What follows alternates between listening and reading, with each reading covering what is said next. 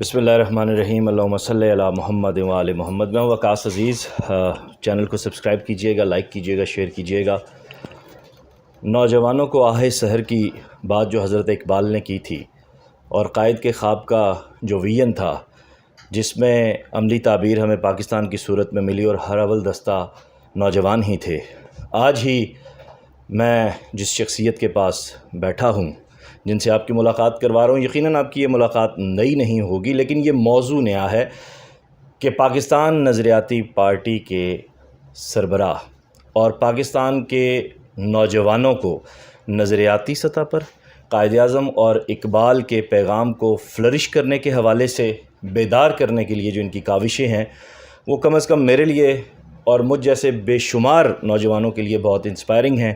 حال ہی میں حضرت جو بائیڈن نے فرمایا ہے کہ پاکستان ایک خطرناک سٹیٹ ہو سکتا ہے، ایک پاکستانی نوجوان سیاستدان اس حوالے سے کیا سوچتا ہے اور پریکٹیکلی آپ لوگوں کے لیے کیا میسیج لے کر آتا ہے، اس سب پہ ہم سیالوی صاحب سے بات کریں گے۔ سر، سب سے پہلے تو میں آپ کا بے حد شکر گزار ہوں کہ آپ نے مجھے وقت دیا۔ جزاک اللہ خیر۔ سوال آپ تک پہنچ گئے، بسم اللہ کیجیے۔ سر، بات یہ ہے، سب سے پہلے ہم نے یہ دیکھنا ہے کہ کون سا ملک ہمیں کہہ رہا ہے کہ آپ ایٹمی اثاثوں کے حوالے سے خطرناک ہو سکتے ہیں۔ بالکل ایسے جس نے ہیروشیما اور ناگاساکی میں دھماکے کیے، پورے شہر تباہ کیے، 70-80 سال گزر گئے ان دھماکوں کو، آج بھی بچے اپاہج پیدا ہوتے ہیں۔ بالکل ایسے ہی آج بھی بچوں کے یا پاؤں نہیں ہیں، یا ہاتھ نہیں ہیں، یا آنکھیں نہیں ہیں، یا کان نہیں ہیں، یا ناک نہیں ہے۔ کبھی وہاں سیلاب آ جائے، زلزلہ آ جائے، تو سر وہاں کوئی دنیا کی قوم جاتی نہیں ہے ریسکیو کرنے کہ وہ ویوز ہمیں بھی ڈسٹرب کریں گی۔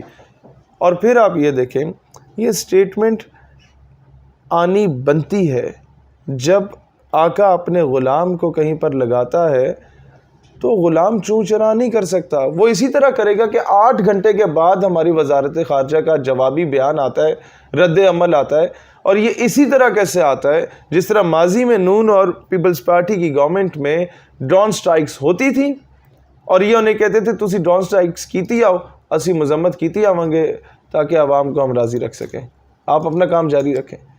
اور عوام کو بعد میں کہتے تھے جی ہم کیا کر سکتے ہیں، امریکہ سے جنگ کر لیں، کیا کریں۔ لیکن یہاں پہ ایبسلیوٹلی ناٹ والے بھی تو ہیں، آج پھر وہ بولے ہیں، اور انہوں نے دوبارہ عمران خان صاحب نے ایک اس بیان کے اوپر جارحانہ تیور بہت اچھا کیا۔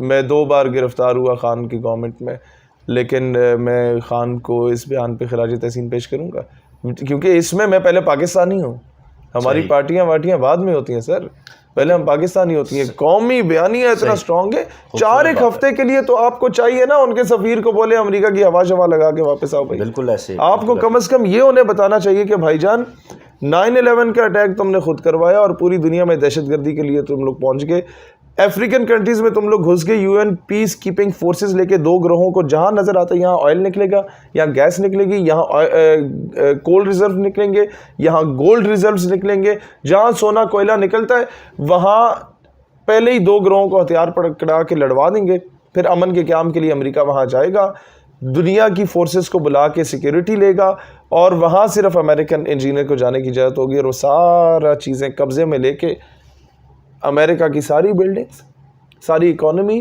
ان غریب ممالک جو کہ اصل میں امیر ممالک تھے، ان افریقن کنٹریز کا لوٹا ہوا مال ہے۔ اور میرے جیسی فزیک سے بھی 3 گنا اگر کم کرو نا، سنگل پسلی لوگ افریقہ میں ننگے بھوکے پیاسے ہیں، بالکل، اور ان کے جسم پہ کیڑے، ان کے آدھا جسم نوچ چکے ہیں، ان بیچاروں کے پاس کھانے کو کچھ نہیں ہے، پینے کے ایک گدلے پانی کے بھی قطرے قطرے کو وہ لوگ ترس رہے ہیں۔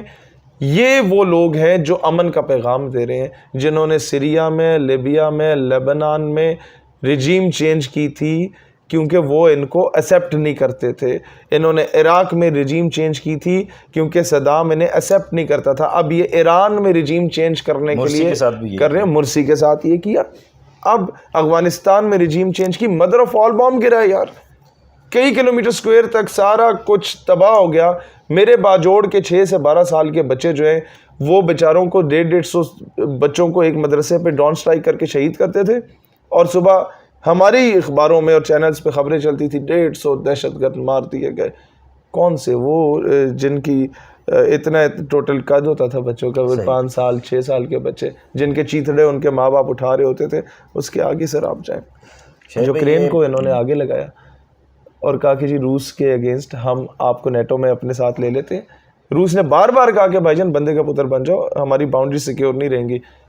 یوکرین کو انہوں نے پورا اعتماد دیا. سر یہ بہت قابل غور بات ہے, اعتماد دے دیا کہ تم شامل ہو جاؤ. رشیا نے چڑھائی کر دی یوکرین پہ اور یہ پیچھے ہٹ گئے. بالکل ایسے یہی حکمران کو سمجھنے کی ضرورت ہے کہ بھائی جان یہ تمہیں بھی آگے لگا کے پیچھے. لیکن آج یہ بیان ایک ایسے وقت میں آ رہا ہے جب پاکستان ایک بہت بڑی چینج سے گزرا ہے, یعنی آرمی چیف کی تبدیلی ہونے والی ہے.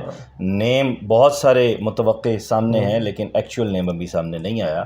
ایسے موقع پر جو بائیڈن کا یہ بیان اور پھر شہباز شریف صاحب وزیر اعظم پاکستان کا بھی اس بیان کی مذمت کرنا, یہ ساری کچھ چیزیں ٹرائنگل آپ کو کچھ اس میں سمجھ آتی ہے؟ دیکھیں بیان کی مذمت میں سمجھتا ہوں اسی طریقے سے ہے جس طرح ماضی میں یہ لوگ کرتے تھے. علاج غم نہیں کرتے, فقط تقریر کرتے ہیں. واہ, ٹھیک ہے, تو ان لوگوں نے آج تک علاج غم نہیں کیا. یہ سٹیٹمنٹ دیتی نا ہماری حکومت کا صدر یا وزیر اعظم, تو آپ کے سارے پاکستانیوں کو, یا وہ نہ صحیح تو ایمبیسیڈر کو انہیں ڈپورٹ کر کے ادھر بھیج دینا تھا. صحیح. ہم کیوں نہیں کر رہے؟ ہم نہیں بتا سکتے کہ ہم آزاد ملک بن چکے ہیں؟